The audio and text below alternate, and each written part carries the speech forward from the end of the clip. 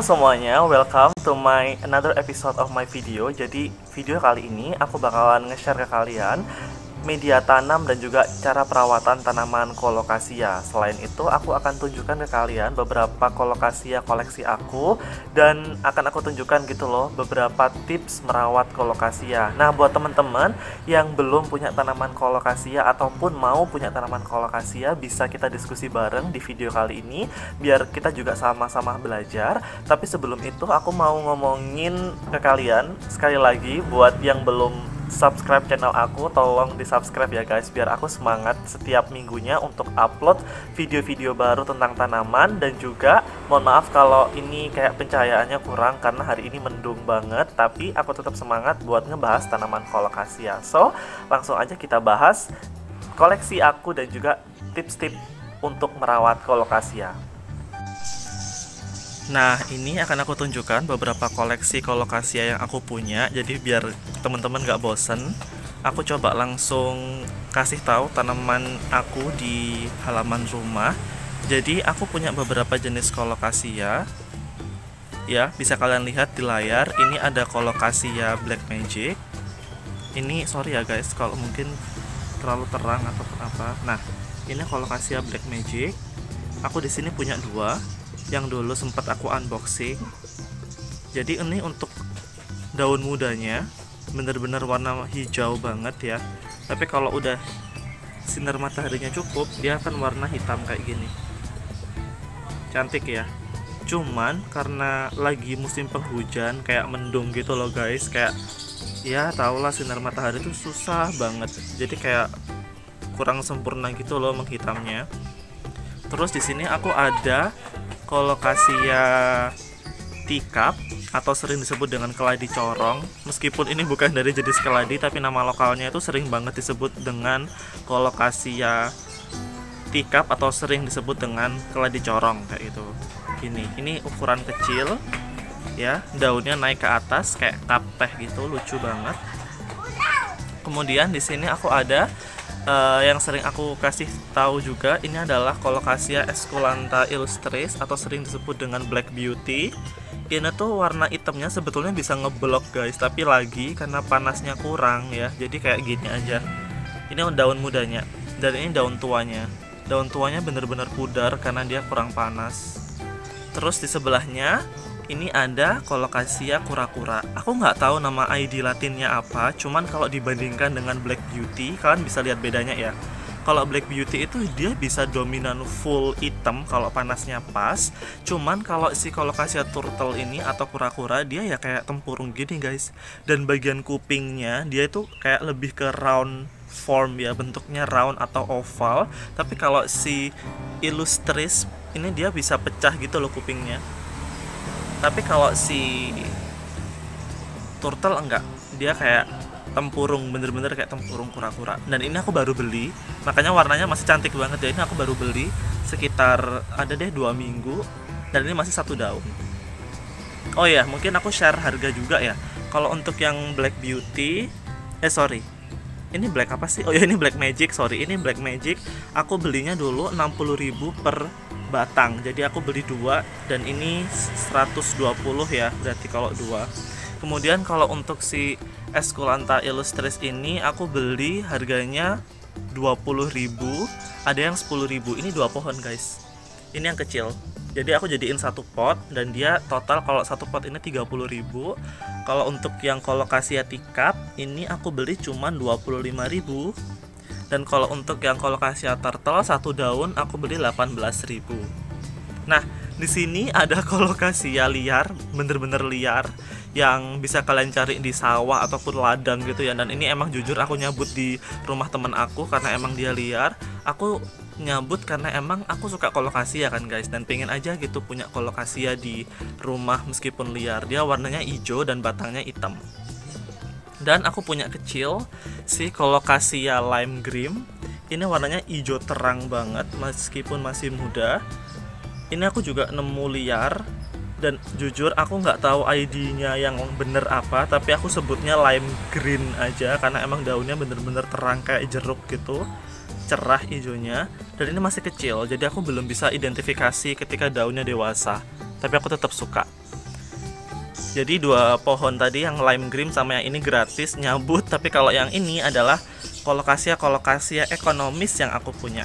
Cantik ya, meskipun ekonomis tapi menurut aku ya untuk pemula ya ini bener-bener bagus banget karena ya kalian nggak perlu uang yang besar, kemudian juga kalian perawatannya juga mudah gitu. Dan ini rata-rata jenis-jenis yang aku punya adalah jenis-jenis yang dia didapatnya itu cukup mudah ya. Banyak banget orang-orang dijual di online shop ataupun toko-toko bunga yang di daerah kalian pasti juga punya kok. Ini bukan jenis-jenis kolektor.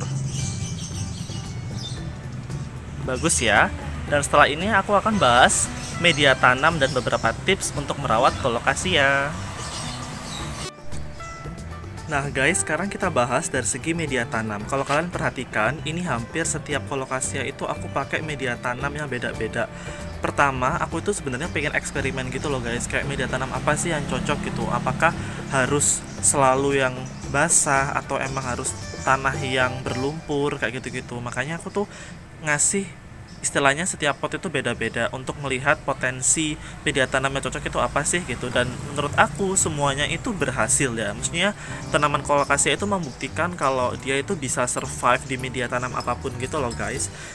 Nah ini untuk yang Black Magic aku pakai full lumut. Kalau kalian bisa lihat ini aku pakai full lumut ya, karena aku merasa untuk media full lumut ini itu dia lebih ringan. Kemudian salah satu manfaat dari lumut adalah dia bisa menyimpan air lebih banyak guys. Jadi kalau seumpama kalian mau nyiramnya nggak terlalu intens, itu bisa dijaga kelembapannya gitu loh. Karena lumut kan hidup ya, jadi dia bisa menjaga kelembapan akarnya. Media tanamnya akan selalu lebih basah gitu guys. Ini sama, dua-duanya pakai lumut dan buktinya tanaman ini sehat gitu loh. Dan ini udah beberapa daun yang tumbuh, tapi daun-daun lama udah aku pangkas kayak gitu. Ini full lumut. Dan harga lumut menurut aku beda-beda ya guys. Ini aku beli satu plastik 10.000 aja. Murah kok lumut itu. Terus ini kalau untuk yang keladi tikap ya, kok keladi sih, kolokasia tikap, aku pakai kombinasi sekam bakar dan juga lumut. Kenapa kok aku pakai dua-duanya? Karena aku pengen coba juga ini berhasil nggak sih. Ternyata berhasil guys, dan dia juga bisa menjaga kelembapan gitu loh.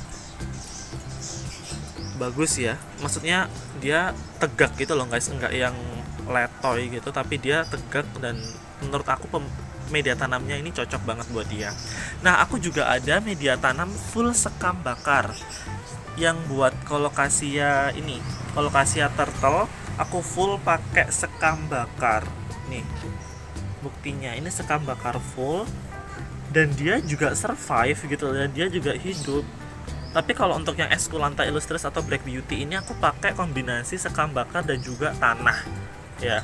Jadi tanah biasa sama sekam bakar gitu, dan juga survive. Terus aku ada juga yang pakai sekam mentah dan tanah. Sekam mentah itu kayak sekam putih gitu loh guys. Nah sekam putih ini untuk yang tanaman liar ini aku pakai sekam putih dan dia juga hidup. Nah jadi dapat aku simpulkan bahwa Black Beauty ataupun illustris, sorry guys ya kalau ada angin, ini kenceng banget, ada angin, sorry. Nah dapat disimpulkan bahwa sebetulnya tanaman kolokasia itu untuk media tanamnya nggak ribet ya, tapi poin utamanya itu di air atau kelembapan.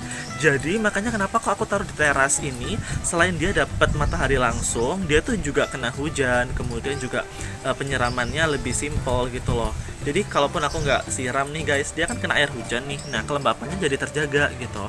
Karena sometimes seperti video yang dulu aku upload yang alokasia versus kolokasia, itu kan tanamannya dia itu bisa ditanam di air gitu loh, kayak pot air yang meskipun dia nggak berlubang potnya, tapi dia bisa hidup gitu loh, dijadiin tanaman kolam ataupun tanaman-tanaman di tempat berair, itu dia bisa juga. Nah buat teman-teman yang mungkin juga mau simple biar nggak terlalu nyiramin juga bisa kayak gitu, ditaruh tempat-tempat yang kedap air, jadi dia bisa tahan lebih lama kayak gitu. Dan poin utama dari kolokasia adalah selain dia suka tanaman media yang adem ya, media yang berair, dia juga suka panas. Jadi teman-teman kalau punya kolokasia dipanasin aja biar warnanya bisa secerah kayak turtle ini, biar dia bisa ngeblok atau warnanya bisa hitam kayak gini. Jangan takut jangan diteduhin. Kalau diteduhin efeknya dia akan pudar kayak gitu guys. So buat teman-teman, kalau 2 tips dari aku adalah dia pokoknya medianya lembab dan juga dipanasin. Kalau panasnya maksimal maka motifnya juga akan keluar guys. Kayak gitu aja. Kalau untuk pupuk, jujur aku nggak pakai pupuk apa-apa, literally cuman media tanamnya aku basahin aja sih. Kalau teman-teman ada pupuk boleh dipakai, cuman kalau untuk aku nggak pakai pupuk. Jadi full cuman media tanam, menjaga kelembapan media tanam dan juga sinar matahari aja. Kayak gitu. Nah, semoga tips dari aku bermanfaat ya guys. Simple aja, karena menurut aku ya cuman main 2 aja antara media tanam dan juga sinar matahari. Kalau kalian udah bisa memaksimalkan dan kontrol 2-nya, aku yakin motifnya akan keluar dan kolokasia akan survive hidup kayak gitu.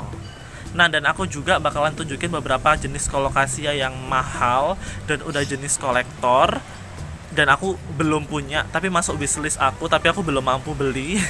Jadi ini kolokasia receh aja, tapi aku tetap suka. Nah, buat teman-teman yang mau samaan, boleh ya mulai sekarang dipikir apa sih kolokasia yang pengen dipunya gitu. Barangkali bisa jadi alternatif, karena perawatannya gampang banget guys, dan dia juga ini kan tahan air gitu loh. Jadi daunnya bakalan tetap cantik banget. Hujan-hujan pun dia pasti daunnya tetap kering. Salah satu ciri kolokasia kan gitu, ada lilinnya di daunnya ini, lapisan lilin yang membuat tanaman dia tetap cantik meskipun kena air. So, terima kasih buat teman-teman yang udah nonton. Nah guys, itu tadi penjelasan tentang cara perawatan kolokasia buat teman-teman yang mungkin tanamannya samaan atau mungkin udah tertarik nih atau udah tahu mau kolokasia apa yang mau dibeli.